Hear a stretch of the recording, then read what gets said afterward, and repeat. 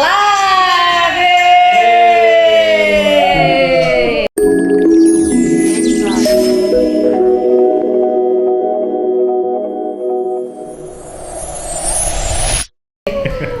Oke, terima kasih banget yang udah mantengin dari awal ya kita berdua ini. Nah, kita udah ini ya, malam ini udah rapi kayak banget. News anchor.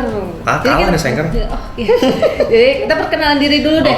Oke, gue Fanny di The News. Biasanya gue dikenal sebagai editor blog The News. Dan di samping gue udah hadir the one and only Pio. Gue adalah tutor sosiologi di The News. Oke, nah di FB Live ini adalah tempat dimana lo bisa nanya apa aja ke tutor The News dan dijawab langsung sama tutor The News. Asalkan pertanyaannya masih sesuai topik yang kita bicarain malam ini ya. Nah buat yang baru gabung mungkin pada bingung ya nih The News apa ya gitu. Kita jelasin dulu The News itu. The News adalah lembaga pendidikan yang mau nemenin kalian belajar dimanapun dan kapanpun.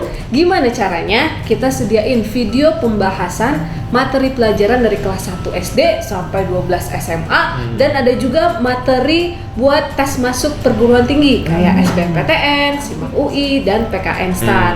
Selain video pembahasan, kita juga sediain PDF soal yang bisa kalian download gratis dan itu semua bisa kalian akses di thenews.net. Oke, nah kira-kira itu aja ya perkenalannya ya. Oke. Nah, malam ini kita mau ngomongin apa sih, Yo? Nah, intinya adalah kita mau ngomongin malam ini tips and trick ngerjain sosiologi SBMPTN Sosiologi. Oke, sesuai janji kita beberapa hari yang lalu, kita udah hadirin nih Master of Sosiologinya. Jadi, mungkin lu bisa mulai dengan memberikan gambaran umum nih tentang sosiologi khususnya di SBMPTN, Yo. Oke, gambaran umumnya ya. Sebenarnya kalau mau gambaran umum, gue harus mention nih, gue harus bahwa banyak banget yang berpikir kalau sosiologi tuh gampang gitu, digampangin sama mereka gitu, disepelekan. Jadi ujung-ujungnya mereka kepedean, terus nggak belajar banyak akhirnya. Belajarnya entar ya, belakang lah udah mau SBMPTN baru belajar. Akhirnya apa? Akhirnya ya banyak jawabannya sih di sini semua, Pak. Di sini semua, tapi ternyata jawabannya salah semua. Nah, itu banyak banget, itu adalah hal yang umum banget di murid-murid tuh kayak gitu. Kesalahan umum sosiologi tuh kayak gitu, menyepelekan sosiologi. Gitu. Nah, kenapa mereka menyepelekan? Karena mereka mikirnya gini, kebanyakan mikirnya adalah sosiologi tuh ilmu yang kayak gua rasa aja deh jawabannya. Kayaknya ini bener deh. Atau hafalan ya, ini gua hafal deh. Kayak PPKN tuh kan kayaknya paling bener ya deh, kayaknya paling baik kayak gitu kan. Jadi mikirnya kayak gitu kan, dirasa-rasa aja gitu. Nah, padahal itu sebenarnya sosiologi itu kan adalah ilmu sosial kan. Apa tuh artinya? Artinya adalah social science, termasuk science loh. Science apa lagi sih? Kalau misalnya fisika, kimia, biologi itu science juga, tapi itu kan natural science atau ilmu alam ya. Nah, jadi tapi sama-sama science. Nah, science tuh apaan sih cirinya? Cirinya adalah kalau sains dia punya batas-batas yang jelas. Ada definisinya jelas, batas-batasnya jelas, tolak ukurnya jelas, satuannya ada, pokoknya semua jelas antara satu definisi dengan definisi yang lain. Hal ini dengan hal ini jelas bedanya apaan. Jadi kalau misalnya lo masih mikir, oke, definisinya masih tumpang tindih nih, gue masih bingung kayaknya sama, nggak mungkin. Itu berarti definisinya ada yang keliru lah gitu, masih atau belum ngerti. Kalau masih jawabnya rasa-rasa, nah itu jangan, itu ya masih keliru lah gitu, gue sayangkan lah gitu. Nah, mungkin lu bisa kasih contohnya kali. Contoh definisinya ya, contoh istilahnya. Oke. Contohnya gini, misal yang paling sering juga kebalik dan keliru itu adalah simpati sama empati. Simpati sama empati itu sering banget keliru. Kebanyakan mikirnya gini, oke, definisi simpati itu adalah dia peduli sama orang. Ini gue paraphrase ya, gue bikin simple. Paraphrase, simpati itu gue peduli sama orang. Kalau empati, dia simpati yang mendalam. Oke, maksudnya apa? Maksudnya simpatinya di basement gitu mendalam. Maksudnya apa nih? Gak jelas kan? Maksudnya empatinya apa gitu? Ya kan? Contoh deh, kita pakai definisi itu, simpati. Empati adalah simpati yang mendalam. Oke, coba misalnya lo bisa putusin sama cowok lo gitu. Kok gue kok? Ya, enggak apa. Ini aja contoh aja, jangan sedih gitu. Jangan beneran. Ini cuma contoh acting doang. Jadi acting nangis ya, jangan nangis. Tisu. Oke. Kita pakai definisi yang tadi ya. Oke. Aku penuh dosa, kalian suci gitu. Padahal lo dibeliin drone masih diputusin. Oke, jadi gini, kalau misalnya gue simpati, jangan sedih ya, jangan sedih. Iya, Itu emang makasih masih ya. banyak kok cowok-cowok lain ya. Terus misalnya gue peluk gitu, hehe. Iya. Terus. Nah itu, terus ada satu lagi temen yang lain. Jangan sedih, gue beliin es krim deh gitu. Oh, oke. Nah, oke sekarang gue tanya, yang simpati mana, yang empati mana? Dengan definisi yang tadi ya. Misalnya gue tanya dulu Van, yang mana simpati, empati? Kalau gue sih lebih seneng dikasih es krim.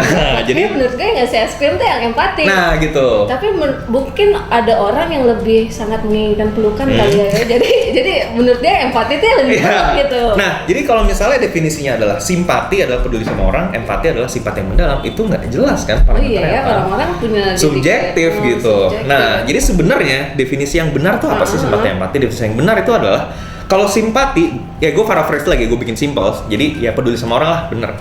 Tapi kalau empati sama-sama peduli, cuman bedanya adalah dia ikut merasakan apa yang dirasakan oleh orang itu.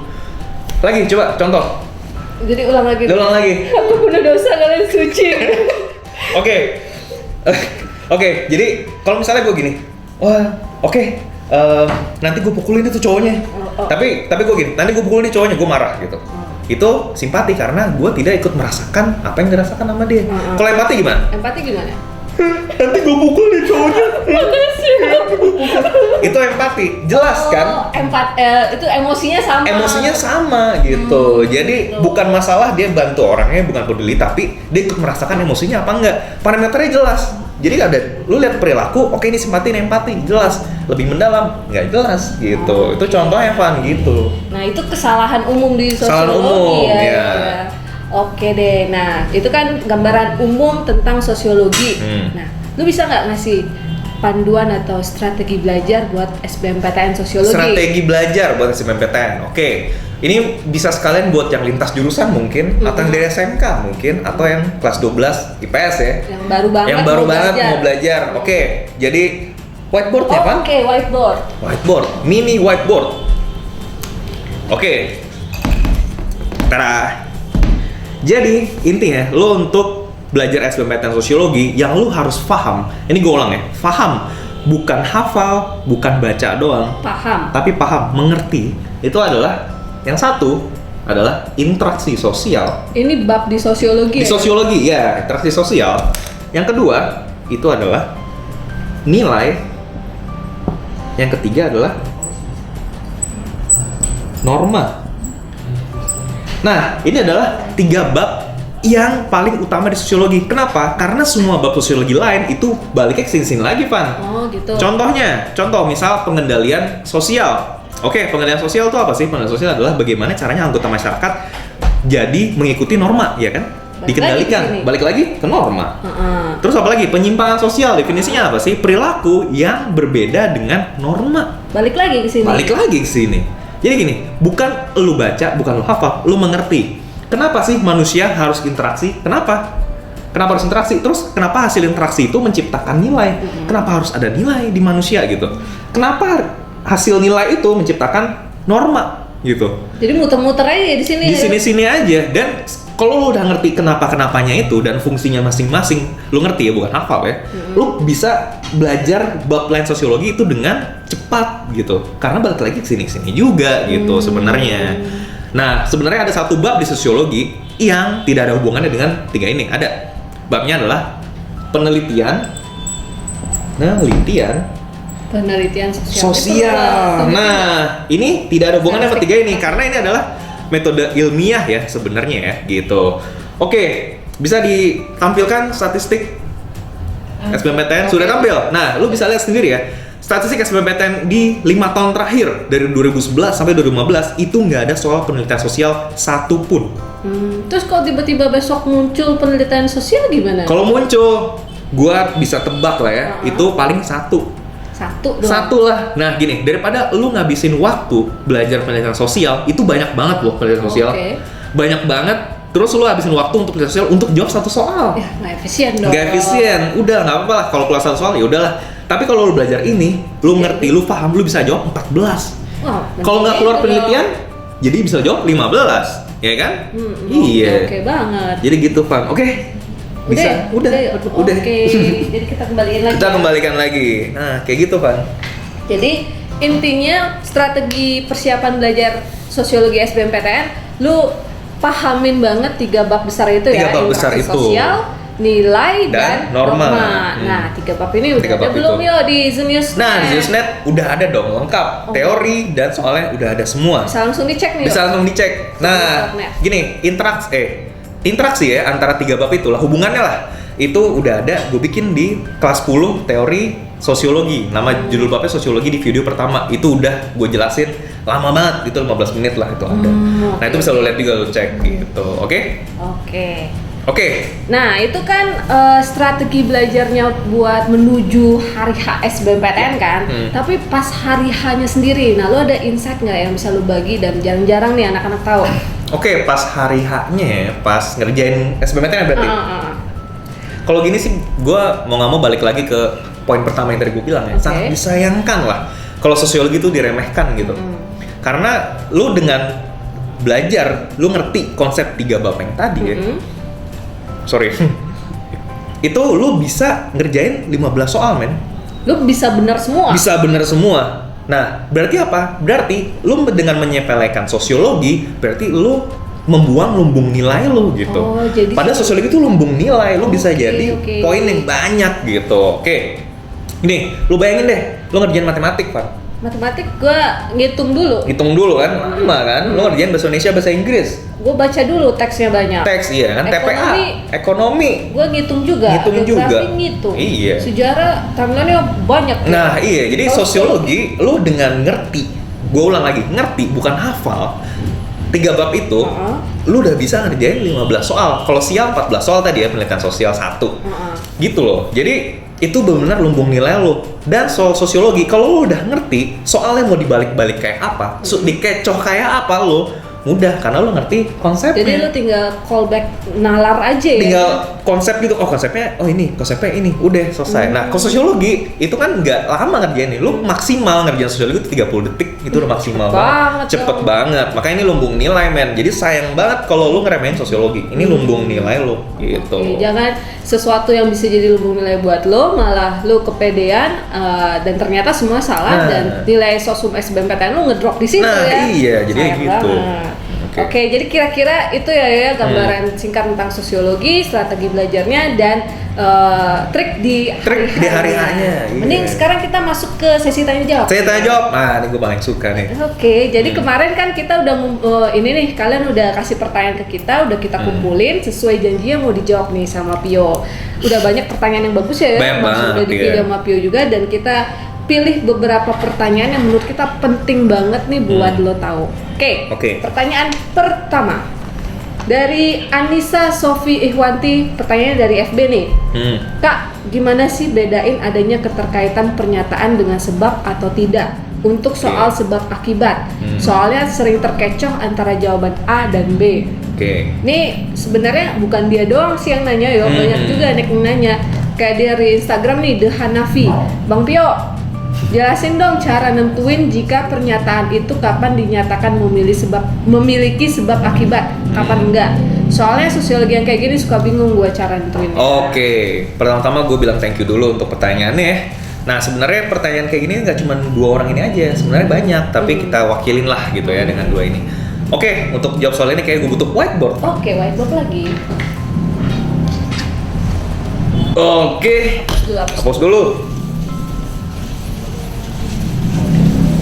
Nah, jadi mungkin ada yang baru mulai belajar SBMPTN ya, masih belum familiar dengan tipe soal SBMPTN. Kalau di ujian nasional atau ujian sekolah biasanya kan tipe soalnya cuma multiple choice A, B, C, D, E ya. Nah, kalau di SBMPTN tuh ada tipe soal namanya sebab akibat. Sebab akibat? Kayak gimana tuh ya? Nah, soal akibat tuh kayak gini. Jadi ada pernyataan 1, sebab, pernyataan 2. Nah, kayak gini. Nah, pilihan gandanya gimana baginya? Pilihannya kayak gini. Ini untuk semua soal yang kayak gini itu sama semua ya pilihan gandanya. Pertama, A itu pernyataan 1 benar, pernyataan 2 benar dan berhubungan.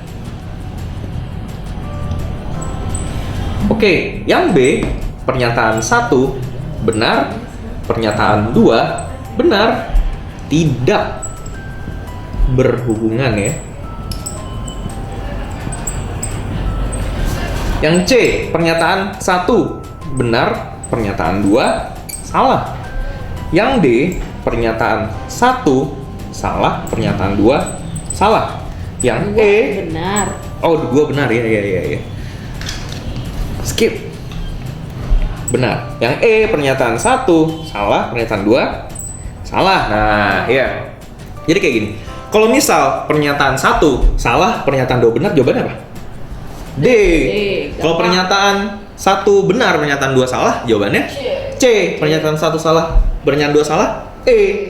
Nah, kalau misalnya itu kan mudah ya. Maksudnya kalau misalnya ada yang salah, ya udah, relatif lebih mudah. Nah, kalau yang bikin bingung, yang jadi pertanyaan adalah kalau dua-duanya benar gimana? Apakah yang A, apakah yang B? Gitu kan? Nah, jadi segini. Pertama, gue mau ingetin bahwa kata berhubungan ini sebenarnya mengecoh. Karena bukan berhubungan ya, tapi sebab atau tidak. Oh, jadi kata kuncinya tuh di sini di ya? Sebabnya, jadi bukan berhubungan apa enggak. Karena kalau berhubungan itu lu jadi bingung, ini berhubungan apa enggak? Ya berhubungan aja, tapi bukan menyebabkan ternyata gitu. Nah, jadi pernyataan 2 itu menyebabkan terjadinya pernyataan 1. Mending lo tulis ya. Ditulis lah ya. 2. Pernyataan 2 menyebabkan pernyataan 1. Bukan kebalik ya? Jadi bukan kebalik, bukan 1 menyebabkan 2, tapi 2 menyebabkan 1 gitu. Oke. Mungkin langsung contoh aja kali Pan ya. Biar lebih mudeng. Sudah muncul apakah di layar? Belum. Belum? Sudah. Sudah. Oke. Jadi contohnya adalah misalnya sebentar. Oke, ini ada contohnya ya dari SBMPTN tahun 2012 sosiologi.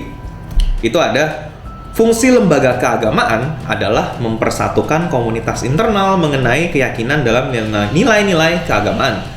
Sebab lembaga keagamaan termasuk general institution yang terdapat pada semua masyarakat dunia. Oke, sebenarnya kita pause dulu nih. Sebelum gue jawab, lu jawab dulu. Jawabannya yang mana nih? Untuk yang nomor ini, apakah A, B, C, D, E? Ya, boleh. Wah, ada yang jawab nih, B. B, oke. Oh iya, ada yang jawab, Saiful Bahri. C. Saiful Bahri B. Yang C siapa? Alvin Sanders. Alvin Sanders C, oke. Joel A. Joel A. Fahrini, bukan Syarif. Fahrini. Fahrini apa B. dia? B. B. Timothy. Timothy Stefano. Apa jawabannya? D. D, oke. Prayogo A. Prayogo, oke, udah lah ya. Ini ternyata beda-beda jawabannya ya. Masih belum ini ya, masih banyak ini ya yang bingung. Masih ya? banyak yang bingung ternyata. Memang ini pertanyaan yang banyak ditanyakan sebenarnya, sebab akibat tuh apa gitu kan. Oke, jadi sebenarnya gini. Fungsi lembaga, kita jawab dulu. Untuk jawab soal kayak gini, lo harus tahu dulu kan pernyataan 1 benar atau enggak, pernyataan 2 benar atau enggak. Kita kayak gitu. Pernyataan 1, fungsi lembaga keagamaan adalah mempersatukan komunitas internal mengenai keyakinan dalam nilai agama. Benar nggak? Benar nggak? Itu benar. Jadi fungsi lembaga keagamaan adalah mempersatukan komunitas internal, maksudnya agamanya sendiri ya, gitu. Agama masing-masing lah untuk keyakinan nilai keagamaan supaya sama semua gitu, biar nggak beda gitu ya. Jadi kalau yang 1 benar, pilihan jawabannya otomatis cuman ABC ya? ABC iya, D, E udah pasti bukan gitu kan. Oke, sebab lembaga keagamaan termasuk general institution yang terdapat pada semua masyarakat dunia.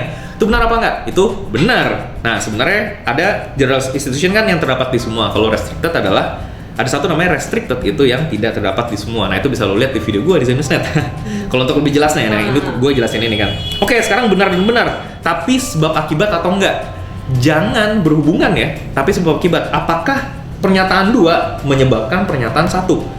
Apakah lembaga keagamaan termasuk general institution yang terdapat pada semua masyarakat dunia itu menyebabkan fungsi lembaga seperti itu? Menyebabkan sebab kayak gitu nggak? Enggak. Jadi ini bukan sebab akibat. Nah, kalau lu pakai berhubungan atas sama bawah, ini kan sebenarnya berhubungan ya. Ngomongin lembaga keagamaan, iya. Tapi lo harus ingat, apakah pernyataan 2 menyebabkan pernyataan 1? Jadi gitu. jawabannya adalah B. Tidak. Mantep yang B ya, yang 1 benar, 2 benar, tidak berhubungan. Gokil.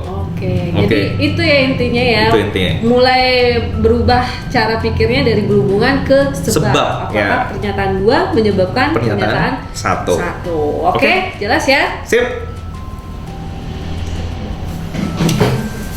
Nah, kita masuk ke pertanyaan kedua nih, Yo. Yang kedua, oke. Dari Instagram nih, Nibra Sekar. Nibra Sekar. Kak, gimana sih caranya nyamain persepsi tentang sosiologi? Soalnya gue kalau pas jawab soal-soal tentang sosiologi suka salah, padahal menurut gue bener. Aduh kasihan yuk. Kadang ngeyel juga memperjuangkan jawaban. Nah gitu tuh Kak, gimana? Oke. Jadi sebenarnya tapi ini Bra Sekar, thank you pertanyaannya. Sebenarnya dia doang sih yang nanya, sebenarnya banyak juga banget yang nanya namanya, istilah, cuman definisi sosiologi. istilah definisi kok kayak bisa beda-beda. Nah sebenarnya kan itu udah gue jawab di poin awal ya. Tapi gue jelasin lagi sekarang deh bahwa memang gue menyayangkan banget deh itu terjadi miskonsepsi atau kekeliruan definisi di Indonesia. Kenapa gue ngomong di Indonesia? Karena di buku paket Indonesia sendiri itu banyak yang keliru memang definisinya. Itu gue sangat sayangkan beberapa buku paket ya. Jadi buku paket aja keliru. Makanya anak-anak bingung. Anak bingung gitu kan. Nah, jadi memang bukan definisi standar yang sudah disepakati secara internasional gitu. Nah, kenapa lu harus tahu definisi standar internasional? Kenapa nggak ikutin buku paket aja? Karena gini, kalau lu ngerjain SBMPTN itu beda dengan ngerjain UN. Kalau ngerjain UN, lu pakai buku paket aja definisinya, itu sudah ya udah nggak apa-apa, cukup. Udah cukup ya. Udah cukup. Karena rata-rata kisi-kisi juga dari buku dari paket. situ ya. Tapi kalau misalnya SBMPTN itu kan emang standarnya definisinya juga sudah pakai standar internasional. Dunia sains sosiologi ya benar. Jadi kalau misalnya lu pakai definisi di buku yang beda dengan definisi internasional, lu bingung, pasti lu ngerjain SBMPTN. Ini apa maksudnya nggak nyambung gitu. Gitu. Nah, jadi caranya gimana? Apakah lu beli buku di luar? Nggak usah. Gini, lu sekarang kan ada Google, ada internet kan? Ada internet, lu proaktif aja, lu cari definisi di Google. Tapi cari definisinya bahasa Inggris, Pan. Kenapa yuk? Karena di internet itu konten bahasa Inggris tuh jauh lebih lengkap gitu. Dan karena dia ngikutin standar internasional. Gitu standar internasional, iya. Dan tadi barusan sebelum gue Facebook Live ini gue emang ngecek ya definisi Indonesia ya, pakai situs Indonesia memang masih banyak yang keliru ternyata. Gitu. Jadi kalau bisa bahasa Inggris definisinya dan lo ngertiin, nah itu udah standar internasional biasanya gitu. Contohnya deh yuk, tadi kan yang di awal lo kasih contoh simpati-empatik, tapi jangan suruh gue contoh nangis lain lagi ya. Jangan suruh gue nangis lagi ya. Contoh lain ya. Oke. Mikir. Iya mikir. Gini deh, biasanya kan yang sering muncul di TV atau misalnya di media massal lah ya, itu adalah aksi demo berujung anarkis. Ya kan? Huru hara, kekerasan gitu kan maksudnya kan? Pengerusakan, maksudnya gitu kan. Nah, padahal kalau kita telah ya, definisi anarki itu sendiri adalah bahasa Latinnya. A itu apa? Tidak. Anarki adalah pemimpin. Berarti apa? Tidak ada pemimpin. Tidak ada pemimpin, itu artinya. Jadi anarkis sendiri adalah definisi untuk bentuk pemerintahan sebenarnya. Tidak ada pemimpin. Tidak ada pemimpin. Tapi bukannya gitu. kalau nggak ada pemimpin ya rusuh dong. Nah itu memang miskonsepsi juga sebenarnya. Keliru ya. Keliru. Jadi nggak selalu rusuh. Ada contohnya. Contohnya adalah orang-orang Eskimo atau bisa disebut suku-suku Inuit ya. Di Eskimo. Kutub Utara ya. Emangnya kenapa mereka? Jadi mereka tuh sudah ribuan tahun ya, mereka hidup anarki, tidak ada pemimpin. Tapi nggak ada tuh kayak perang atau segala macem, nggak ada. Jadi emang relatif santai aja, damai gitu. That's just how they live gitu ya. How they live, bahwa mereka emang nggak ada pemimpin gitu. Jadi anarki itu tidak sama dengan kekerasan. Anarki adalah salah satu bentuk pemerintahan, kayak monarki. Monarki itu apa? Mon adalah mono, satu. Anarki adalah pemimpin, berarti pemimpin tunggal. Pemimpin tunggal itu monarki. Jadi sebenarnya cuma bentuk pemerintahan ya, kayak kita demokrasi kan gitu. Oke. Jadi kalau misalnya ada pemerintahan demo berujung anarkis. Nah, demo berujung tidak ada pemimpin. Tidak ada pemimpin, ya tiba-tiba nggak ada pemimpin kayak Eskimo. Enggak kayak gitu. Jadi kalau mau lebih tepat pakai istilahnya adalah aksi demo berujung vandalisme. Itu baru jadi vandalisme kata vandalisme baru definisi yang benar gitu. Istilah yang benar maksudnya. Oke. Jadi intinya lo harus proaktif sendiri nyari istilah tersebut di Google dalam bahasa Inggris. Bahasa Inggris, benar. Oke deh. Nah, kira-kira itu ya pertanyaan titipan dari kemarin. Titipan ya. Jadi sekarang kita bisa move on ke pertanyaan yang live. Pertanyaan live, lo langsung ketik mau nanya apaan, langsung lo tanya aja, nanti gue jawab. Kita ini mau langsung lo jawab. Jawab dulu. Ini dari Elfrida Dwi Napi Tupulu. Oke. Jadi Doi ini baca. Doi bilang dengan huruf caps lock semua, hurufnya gede semua, kapital. Mungkin dia teriak ya. Menurut lo? Ya. Oke, Pio, menurut lo ada perbedaan tingkat kesulitan nggak sih soal sosiologi SIMAK UI tahunnya 2016 berarti ya, sama soal sosiologi di SBMPTN? Tingkat kesulitannya, oke. Jadi kalau saya tingkat kesulitan antara SIMAK dengan SBMPTN untuk 2016 ya, karena di SIMAK sendiri itu baru ada sosiologi tahun 2016, Man. Oh, jadi kemarin-kemarin nggak ada Nggak ada, sosiologi? baru ada tahun ini. Kaget dong ya. Nah iya, Ya. makanya wah ada sosiologi. Tapi kalau pertanyaannya adalah tingkat kesulitan, menurut gua pribadi lebih sulit SBMPTN untuk tahun ini ya. Oh. Kalau untuk tahun depan gua belum tahu juga sih. Jadi lebih mengecoh SBMPTN, lebih bikin mikir dikit lah SBMPTN. Kalau SIMAK itu cuman oke, istilah ini apa cuman kayak gitu. Oh, jadi sebenarnya kalau dari awal lu udah mempersiapkan diri buat SBMPTN, ya SIMAK juga kebantu SIMAK lah. kelibas lah udah lewat. Oke. Udah kejawab ya, Udah kejawab. Elfrida. Nah, sekarang kita coba pertanyaan lain yuk. Pertanyaan lain. Oke, di sini ada pertanyaan yang sering juga. Takahashi Seto. Wih, Takahashi Seto. Hai. Hai. Jauh-jauh dari Jepang ya. Jauh dari Jepang, dia main SBMPTN. Oke, dia nanya gimana caranya nyelesain soal yang berhubungan dengan teori sosiologi menurut ahli. Jadi di sosiologi itu sering ada ahli ini ngomong teori ini. Perasaan gue Ahli lihat ini ada nggak? Nggak ada sih di sini. Nggak ada ya, oke. Ahli ini ngomong teori ini. Jadi gini, kalau lo lihat SBMPTN di Zenusnet tuh ada tuh soal-soal SBMPTN. Soal SBMPTN yang nanyain teori menurut ahli itu nggak ada sama sekali, sama kayak penelitian sosial. Nah, maksudnya gimana? Jadi nggak ada soal yang menanyakan misalnya menurut Max Weber sosiologi itu adalah itu nggak ada. Oh. Jadi soal yang menanyakan teori menurut ini itu nggak ada. Jadi menurut gua lo nggak usah habisin waktu untuk ngafalin, karena teori menurut siapa itu lo hafalin mau nggak mau kan, karena itu kata-kata orang gitu. Jadi menurut gua lo jangan habisin waktu lo untuk ngafalin itu. Lo mendingan habisin waktu lo untuk ngertiin konsep 3 bab yang gue bilang tadi gitu. Oke? Udah terjawab ya Takahashi.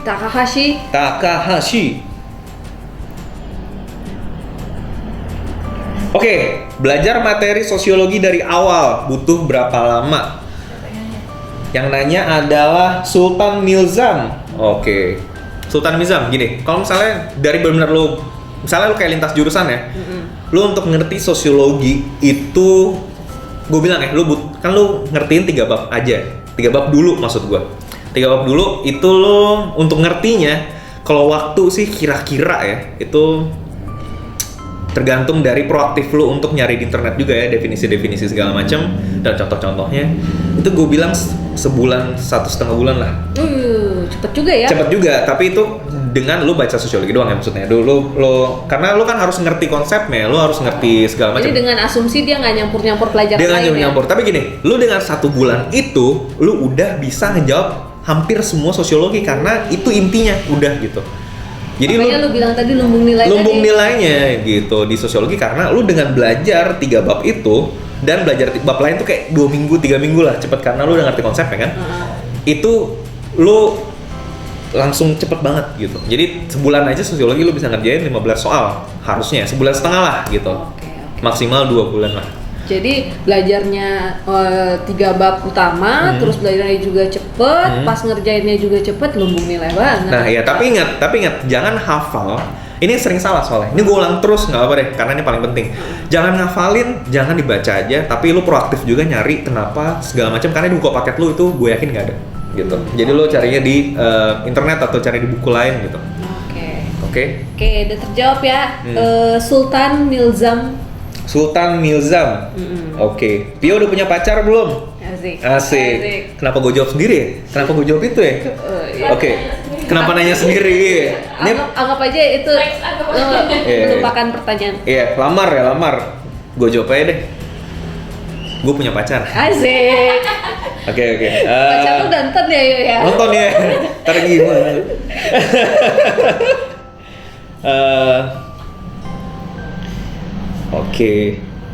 Oke, pelajaran sosiologi itu sebenarnya buat anak IPA itu rata-rata bisa jawab pakai logika nggak sih? Gue ngerasa sebagai anak IPA pengen lintas jurusan gara-gara liat materi sosiologi itu masih bisa gue jawab pakai logika daripada pelajaran IPA kayak biologi. Oke. Ini si Farid Adikara. Ini seperti yang gue bilang ya tadi di awal bahwa lo sosiologi itu sama kayak biologi, men, nggak beda gitu. Kalau misalnya sama-sama sains, kalau misalnya pakai logika doang ya tanpa knowledge, ya wassalam. nggak bisa men gitu. Lu kepedean ataunya Nah salah. itu tadi, lu kepedean lu nganggap soalnya gampang, tapi sebenarnya lu salah gitu. Itu sering banget terjadi. Jadi kalau pakai logika doang ya nggak bisa. Jadi lu harus ada knowledge-nya juga. Makanya lu harus ngertiin konsepnya dulu. ya. Jadi nggak bisa perasaan lagi Iya. kayak gitu. Oke, gimana caranya nyelesain soal cerita yang jawabannya mirip-mirip alias cerita yang ngecoh? Ini dari Anjire Permana ya. Lu bisa baca? Iya. Oh gitu. So-soan bahasa Jepang. Oke, Anjire Permana. Permana, lo bilang soal cerita yang jawabannya mirip alias cerita yang ngecoh. Gini, jadi misalnya ada misalnya Ani, dia pergi ke gini-gini. Nah itu sebenarnya juga udah gua rekam ya di video sosiologi. Gimana cara ngejawabnya? Cara ngejawabnya adalah lo lihat dulu sebenarnya definisinya ada apa aja sih di situ. Definisinya apa aja? Lo lingkarin atau lo coretnya kan boleh, lo coret ya. Lo coret, terus yang ditanya apaan? Jadi lo jawab harus sesuai dengan pertanyaannya. Kalau misalnya gue jawab, Van sekarang jam berapa? Iya sekarang jam berapa? Jam 8.15. Apa? Enggak, apa sudah. Itu pertanyaan gue salah, tapi kalau misalnya gue tanya gini, misalnya gue tanya, lu ada jam nggak? Terus misalnya lu jawab jam 8. Pertanyaannya bukan itu, pertanyaannya adalah lu ada jam atau enggak? Nah ya kan, jadi jawaban yang benar harusnya adalah ada. Nah itu sebenarnya ini doang, analogi doang sih. Nah jadi ketika sebenarnya di soal sosiologi itu sering banget pertanyaannya tuh apa gitu, Tapi dia malah jawab apa? Jawabnya apa yang lain. Jadi di soal definisinya apa aja, lu punya informasi apa aja di soal, dan pertanyaan yang lu lihat, dan pertanyaannya harus bisa ngejawab soalnya. Gitu, oke? Jadi lu jangan kecoh sama cerita dia. Ceritanya bilang, apa? ABC. ABC banyak, lu likarannya ini maksudnya pertanyaannya ini, lu jawab sesuai dengan yang ditanya gitu. Oke? Kira ada contoh soalnya nggak ada ya?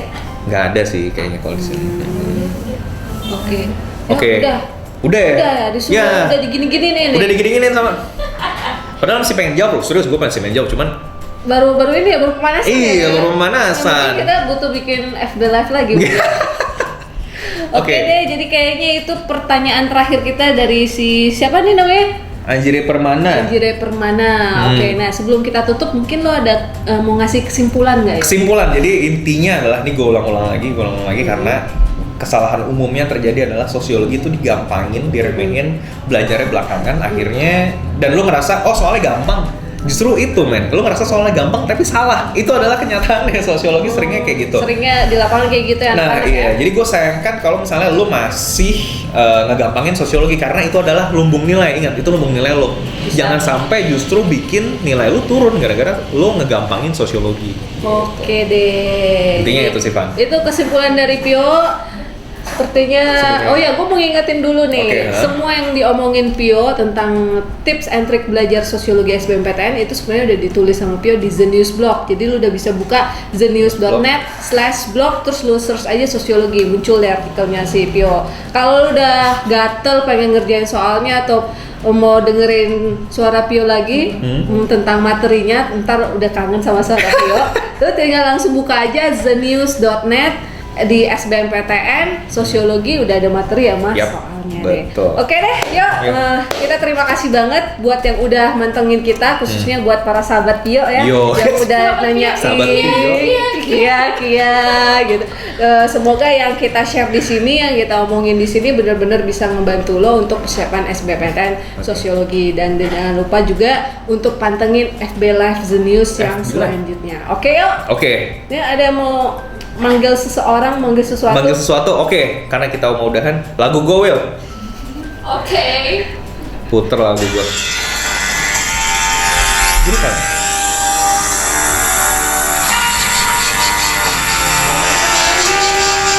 Sampai jumpa lagi ya.